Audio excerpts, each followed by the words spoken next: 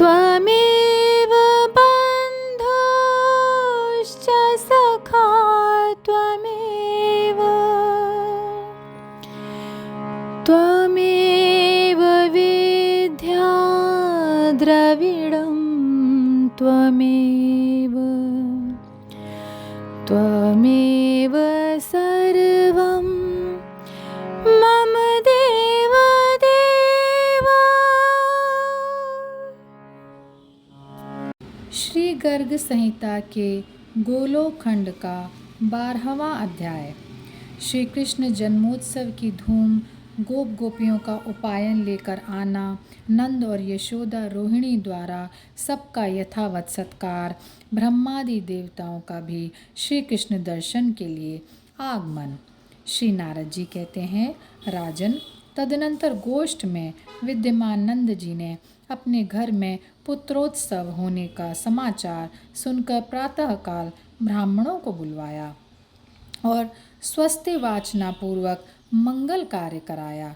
विधि पूर्वक जात कर्म संस्कार संपन्न करके महामनस्वी नंदराज ने ब्राह्मणों को आनंद पूर्वक दक्षिणा देने के साथ ही 1,00,000 गौएं दान की। 1 कोस लंबी भूमि में सप्त धान्यों के पर्वत खड़े किए गए। उनके शिखर रत्नों और स्वर्णों से सज्जित किए गए। उनके साथ सरस एवं स्निग्ध पदार्थ भी थे। वे सब पर्वत नंद जी के विनीत भाव से ब्राह्मणों को दिए। मृदंग, वीणा, शंख और दुंदुभी आदि बाजे बारंबार बजाए जाने लगे। नंद द्वार पर गायक मंगल गीत गाने लगे। वारांगनाएं नृत्य करने लगीं। पताकाओं, सोने के कलशों, चंदोवों, सुंदर बंधनवारों तथा अनेक रंग के चित्रों से नंद मंदिर उद्वासित होने लगा।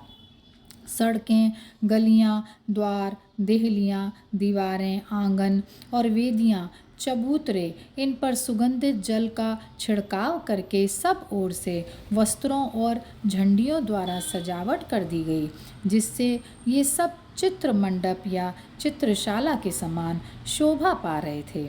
गौओं के सींगों में सोना मढ़ दिया गया था। उनके गले में स्वर्ण की माला पहना दी गई थी। उनके गले में घंटी और पैरों में मंजीर की झंकार होती थी।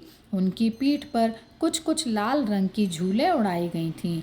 इस प्रकार समस्त गौओं का श्रृंगार किया गया था। उनकी पूँछें पीले रंग में रंग दी गई थीं। उनके साथ बछड़े भी थे। उनके अंगों पर तरुणी स्त्रियों के हाथों की छाप लगी थी। हल्दी, कुमकुम तथा विचित्र धातुओं से वे चित्रित की गई थीं।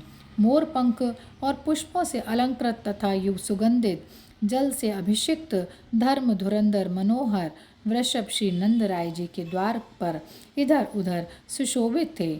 गौओं के सफ़ेद बछड़े सोने की मालाओं और मोतियों के हीरों से विभूषित हो इधर उधर उछलते कूदते फिर रहे थे।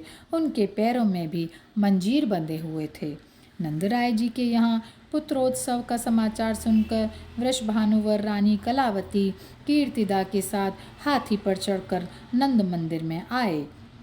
व्रज में जो 9 नंद, 9 उपनंद तथा 6 वृषभानु थे, वे सब भी नाना प्रकार की भेंट सामग्री के साथ वहां आए। वे सिर पर पगड़ी तथा उसके ऊपर माला धारण किए, पीले रंग के जामे पहने, केशों में मोरपंख और गुज्जा बांधे तथा वनमाला से विभूषित थे। हाथों में वंशी और बेंत की छड़ी लिए, सुंदर पत्र रचना के साथ तिलक लगाए, कमर में मोरपंख बांधे गोपालगण भी वहां आ गए। वे नाचते गाजते और वस्त्र हिलाते थे। मूछ वाले तरुण और बिना मूछ के बालक भी भांति भांति की भेंट लेकर वहां आए। बूढ़े लोग हाथ में डंडा लिए अपने साथ माखन, दूध, दही और घी की भेंट लेकर नंद भवन में उपस्थित हुए। वे आपस में व्रजराज के यहाँ पुत्रोत्सव का संवाद सुनाते और प्रेम से विहल हो नेत्रों से आनंद के आंसू बहाते थे। पुत्रोत्सव होने पर श्री नंदराय जी का आनंद चरम सीमा को पहुँच गया था। उनके नेत्र हर्ष के आंसुओं से भरे हुए थे। उन्होंने अपने द्वार पर आए हुए समस्त गोपों का तिलक आदि के द्वारा विधिवत सत्कार किया। गोप बोले, हे व्रजेश्वर, हे नंदराज, आपके यहाँ तो पुत्रोत्सव हुआ है। यह संतानहीनता के कलंक को मिटाने वाला है। इससे बढ़कर परम मंगल की बात और क्या हो सकती है। देव ने बहुत दिनों के बाद आज आपको यह दिन दिखाया है। हम लोग श्री नंद नंदन का दर्शन करके आज कृतार्थ हो जाएंगे। जब आप दूर से आकर पुत्र को गोद में लेकर मोद पूर्वक लाड़ लड़ाते हुए हे मोहन कहकर पुकारेंगे, उस समय हमें बड़ा सुख मिलेगा। श्री नंद ने कहा, बंधुओं, आप लोगों के आशीर्वाद और पुण्य से आज यह आनंददायक शुभ दिवस प्राप्त हुआ है। मैं तो व्रजवासी गोप गोपियों का आज्ञा पालक सेवक हूँ। श्री नारद जी कहते हैं, राजन, श्री नंदराय जी के यहाँ पुत्र होने का अद्भुत समाचार सुनकर गोपियों के भी हर्ष की सीमा ना रही। उनके हृदय, उनके तन मन परमानंद से परिपूर्ण हो गए। वे घर के सारे काम काज तत्काल छोड़कर भेंट सामग्री लिए तुरंत व्रजराज के भवन में जा पहुंची। नरेंद्र अपने घर से नंद मंदिर तक इधर उधर बड़ी उतावली के साथ आती जाती सब गोपियां रास्ते की भूमि पर मोती लुटाती चलती थीं। शीघ्रतापूर्वक आने जाने से उनके वस्त्र, आभूषण तथा केशों के बंधन भी ढीले पड़ गए थे। उस दशा में उनकी बड़ी शोभा हो रही थी। झनकारते हुए नूपुर, नए बाजूबंद, सुनहरे लहंगे, मंजीर, हार, मणिमय कुंडल, करधनी, कंठसूत्र, हाथों के कंगन तथा भाल देश में लगी हुई बिंदियों की नई नई छटाओं से उनकी छवि पूर्णिमा की नूतन ज्योत्सना के समान देखते ही बनती थी। नरेश्वर, वे सब की सब राई, नोन, हल्दी के विशेष चूर्ण, गेहूं के आटे, पीली सरसों तथा जौ आदि हाथों में लेकर बड़े लाड़ से लाला के मुख पर उतारती हुई उसे आशीर्वाद देती थीं। यह सब करके उन्होंने यशोदा जी से कहा।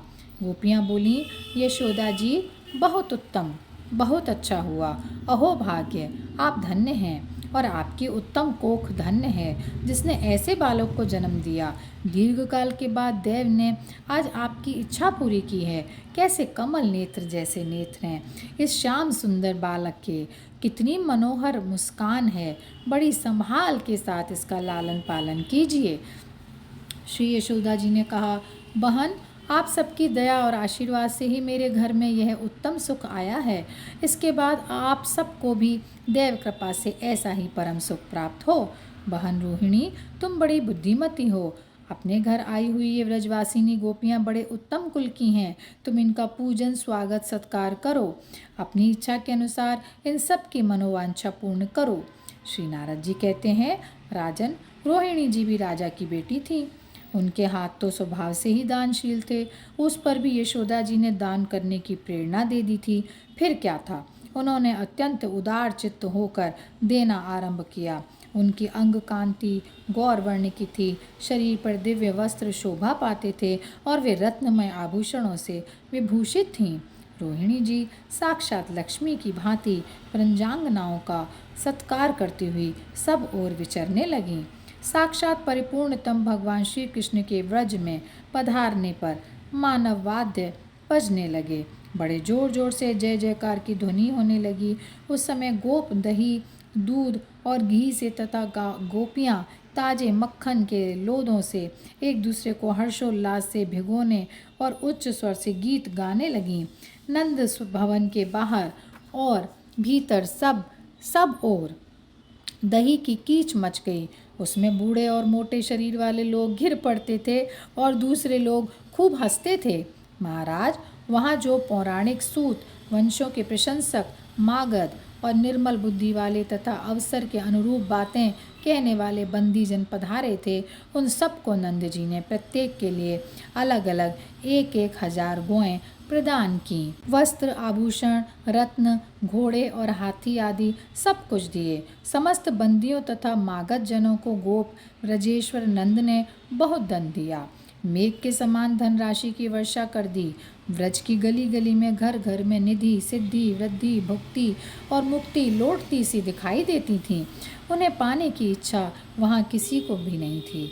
उस समय सनत कुमार कपिल, शुक और व्यास आदि को तथा हंस, दत्तात्रेय, पुलस्त्य और मुझ नारद को साथ लेकर ब्रह्मा जी वहाँ गए। ब्रह्मा जी का वर्ण स्वर्ण के समान था। उनके मस्तकों पर मुकुट तथा कानों में कुंडल जगमगा रहे थे।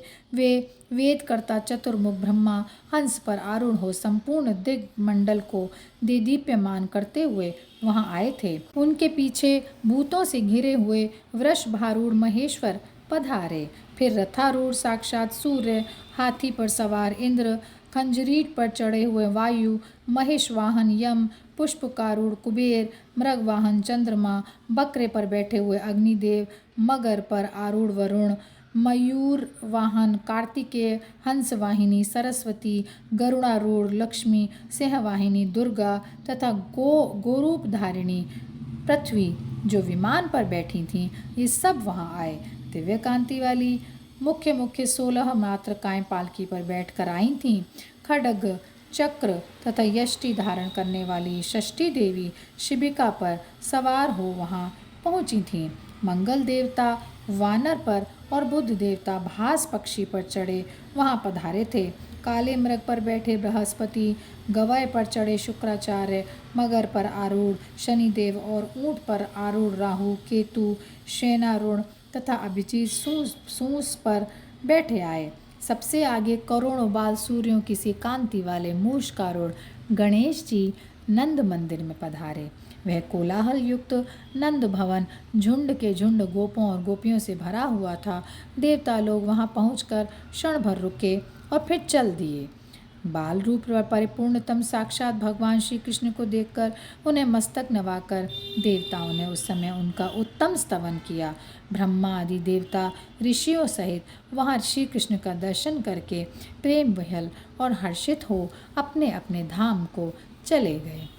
और यहीं पर ये अध्याय समाप्त होता है। जय श्री कृष्णा, जय श्री कृष्णा, जय श्री कृष्णा।